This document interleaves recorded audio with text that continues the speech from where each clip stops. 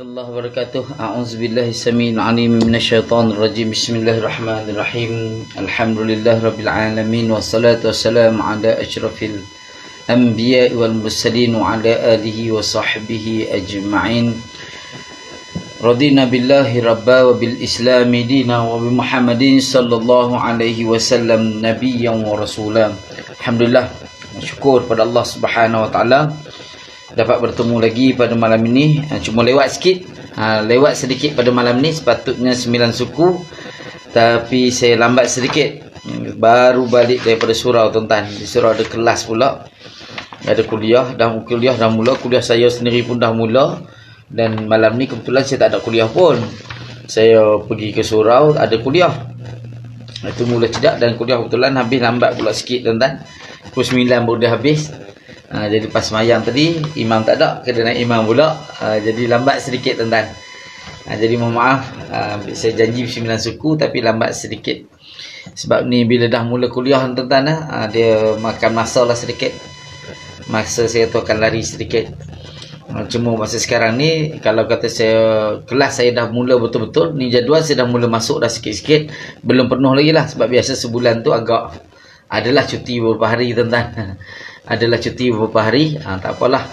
Tapi masa tu mungkin berubah tuan-tuan. Masa mungkin berubah.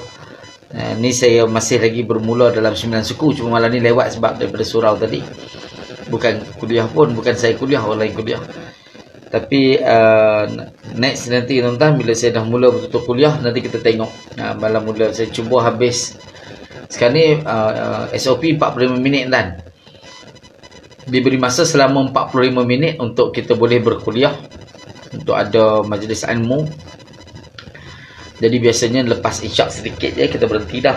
Mudah-mudahan dalam 9 suku saya dah sampai rumah, kita boleh on 9 suku. Tetapi kalau tak sempat 9 suku, saya terpaksa anjak kepada 9.30 malam. Tapi kalau 9.30 tu memang selamatlah sedikit tuan-tuan. Cuma mungkin adalah 1-2 tempat yang saya kuliah jauh sedikit. Waktu tu mungkin agak lambat sedikit juga lagi. Tapi tak apalah, tak lama sangat, taklah banyak sangat lambat tuan-tuan. Ada 2-3 tempat je yang saya agak jauh sedikit, yang mungkin dalam 20 minit hingga 30 minit perjalanan tuan-tuan. Jadi yang lain-lain tu tidaklah jauh sangat, dalam 10 minit dan 5 minit perjalanan dengan kenderaan lah tu. Kalau balik tak ada masalah. Kalau nak pergi tu makan awal sedikit. Sebab bila pergi tu petang ni dia jam biasa tuan-tuan. Walaupun tu pahat, tapi dia jam juga tuan-tuan. Kalau belah malam nak balik tu, insya-Allah kuranglah sedikit kenderaannya. Jadi tuan-tuan, 2-3 hari ni saya banyak bersiaran main-main gitu dalam kereta lah apa semua kan, termasuklah yang semalam. Semalam saya bersiaran dalam kereta. Tapi ini insya-Allah dapat masuk balik kita punya tempat asal. Tempat asal untuk kelas, tempat asal untuk majlis ilmu. Okey, jadi tuan-tuan puan-puan muslimin muslimat dirahmati Allah sekalian. Yang itu hari tuan-tuan, kita dah masuk bab cerita berkenaan dengan tanda-tanda atau simptom-simptom yang berkaitan dengan gangguan. Simptom-simptom yang berkaitan dengan gangguan. Dan kita masih lagi membincangkan bab yang sama. Jadi kita terus masuk yang ke nombor 14. Mendengar suara berbisik, menyergah atau memanggil nama. Mendengar suara bisikan, bisikan-bisikan, atau istilah dalam perubatan moden kita panggil halusinasi. Halusinasi ni tuan-tuan, dia bukan semua gangguan tuan-tuan, bukan semua gangguan.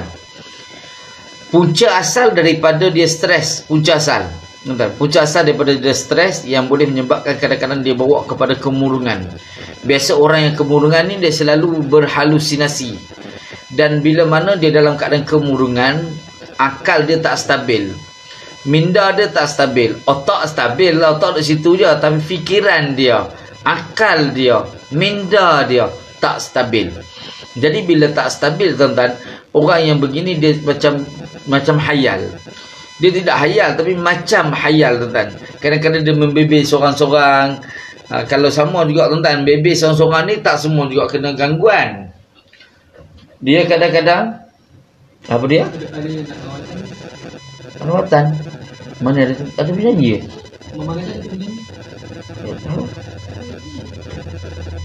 Ada orang datang buat rawatan tuan-tuan.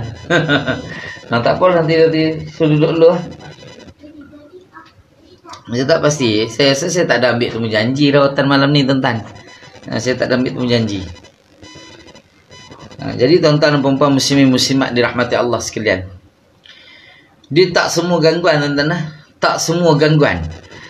Kadang-kadang dia ada kaitan dengan stres, ada kaitan dengan yang kita istilah halusinasi tu, dia ada kaitan dengan masalah jiwa dia tuan-tuan. Sama kalau orang hypo tuan-tuan, orang hypo yang kencing manis ke, yang darah tinggi ke tuan-tuan, kalau darah terlampau tinggi dia akan membebel juga, membebel. Kadang-kadang kita tak faham tuan-tuan. Dia hypo, dia macam dia meracau tuan-tuan.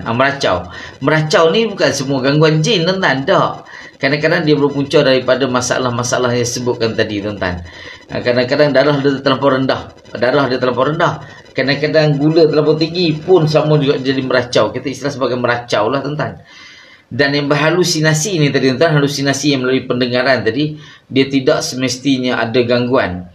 Tetapi ada halusinasi yang disebabkan oleh perbuatan diri dia sendiri apabila dia masukkan sesuatu benda terlarang dalam badan dia. Dia masuk ke sesuatu benda terlarang, contoh dadah. Dengan sengaja tuan-tuan, dengan sengaja dia ambil dadah contohnya. Dia ambil dadah dengan sengaja. Jadi lepas tu tuan-tuan, dia dalam keadaan hayal. Bila dalam keadaan hayal ni, dia dengar bisikan. Dengar bisikan dia tadi, dia kata ada orang datang nak bunuh keluarga dia. Itu yang punca yang saya terangkan dulu tadi. Saya pernah terangkan bab ni tuan-tuan. Yang halusinasi ni tuan, saya pernah terangkan. Yang dia bawa pisau, bawa parang, bawa cangkul tuan-tuan. Dia tutup semua pintu, tutup semua tingkap dia, semua pintu, semua tingkap dia tutup tuan-tuan, dan menyatakan bahawa dia ada gangguan. Tapi sebenarnya bukan ada gangguan. Dia kata ada orang datang nak bunuh dia. Dia nampak orang ramai kat luar datang nak bunuh dia tuan-tuan. Tapi dia bukanlah gangguan. Sebenarnya itu akibat daripada barang yang terlarang yang dia ambil tuan-tuan. Yang dia ambil mungkin terlebih sedikit pada malam itu tuan-tuan. Kadang-kadang tak lebih pun, tapi bila dia hayal, dia boleh kena halusinasi. Jadi tuan-tuan dan puan-puan muslimin muslimat dirahmati Allah sekalian. Saya ambil 2-3 lagi, lepas tu nanti saya terpaksa berhenti tuan-tuan, ada orang datang untuk buat rawatan. Sebab saya rasa saya tak ambil booking malam dah tuan-tuan. Sebab malam saya jarang ambil booking tuan-tuan, kecuali kalau kecemasan. Kalau kecemasan macam histeria ke apa ke, saya ambil. Tapi waktu malam biasa saya jarang ambil. Jaranglah tuan-tuan, jarang. Daripada dulu tuan-tuan, saya jarang ambil malam kecuali kalau kecemasan. Macam semalam lah. Semalam dia cerita tu gini. Rumah saya terpaksa ambil juga tuan-tuan. Sebab dia dah banyak kali telefon tuan-tuan. Jadi kita pergi jugalah semalam. Cuma malam ni saya tidak ambil. Sebab tu saya suka buat temu janji. Bila rawatan bertemu janji tuan, kita boleh set masa. Kita set masa kita dan kita boleh letak kita nak duduk bila kita nak buat, bila kita tak mau buat. Jadi sebab saya malam saya dah tumpu pada tuan-tuan dan puan-puan di sini, saya tumpu untuk majlis ilmu. Jadi malam saya tak ambil biasanya. Kita ada booking, saya tak pastilah booking dia melalui mana. Tak apa, nanti kita sembang ni dulu. Nanti tunggu sekejap tuan-tuan. Sebab mungkin dia kadang-kadang dia walk in. Okey, jadi tuan-tuan, yang seterusnya nampak kepulan asap hitam atau putih dalam rumah atau dalam bilik. Yang ni malam ni tuan-tuan, kita masih lagi cerita simptom-simptom gangguan di dalam rumah, di dalam permis perniagaan, dalam pejabat, apa semualah yang berkaitan tempat tinggal kita ataupun tempat kerja kita. Ada satu ketika tuan-tuan, kadang-kadang dia boleh nampak asap.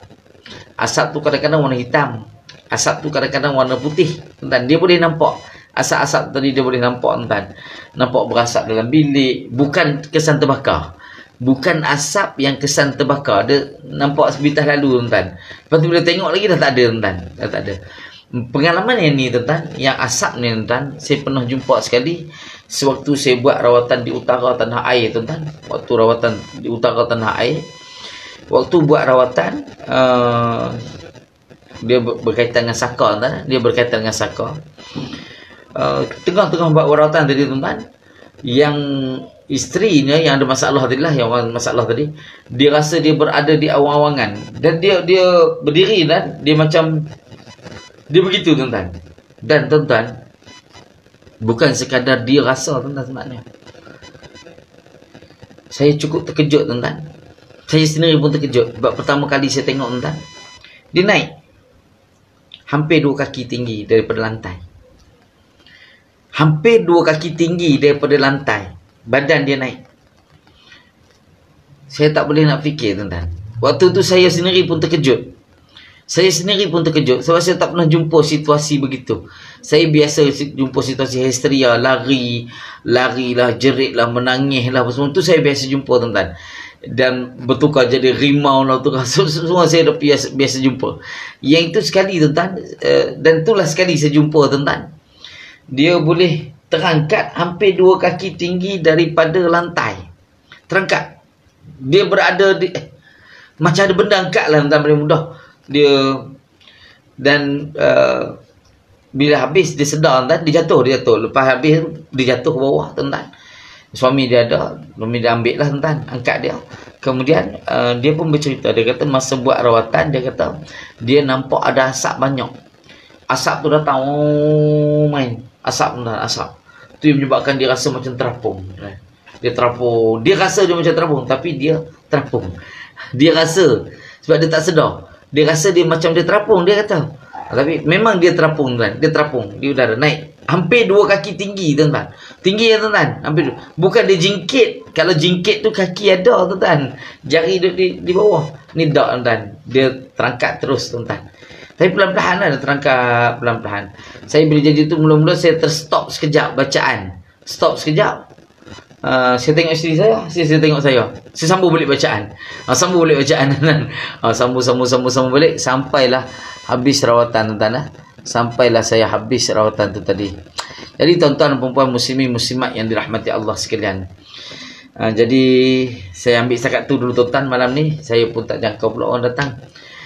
Jadi tuan-tuan, nanti saya ulang balik lah. Saya ulang balik tajuk ini pada malam besok, tuan-tuan, insya-Allah. Malam besok saya akan ulang balik dan kita cerita full lah malam besok. Besok pun saya memang full daripada pagi sampai ke petang saya ada rawatan. Tetapi semua yang dah booking lah, yang dah melalui temu janji, yang dah booking awal-awal, saya dah ada senarai-senarai, ada 5-6 orang, tuan-tuan, rawatan sampai ke malam besok. Tapi malam lepas maghrib lah, lepas maghrib ada satu last, lepas tu tak ada lah. Jadi kita cerita pada malam esok, tuan-tuan lah. Saya minta maaf banyak-banyak, saya terpaksa putuskan sebab kita tak tahu nak buat rawatan tu. Okay, tuan-tuan, minta maaf banyak-banyak. Okay. Assalamualaikum warahmatullahi wabarakatuh.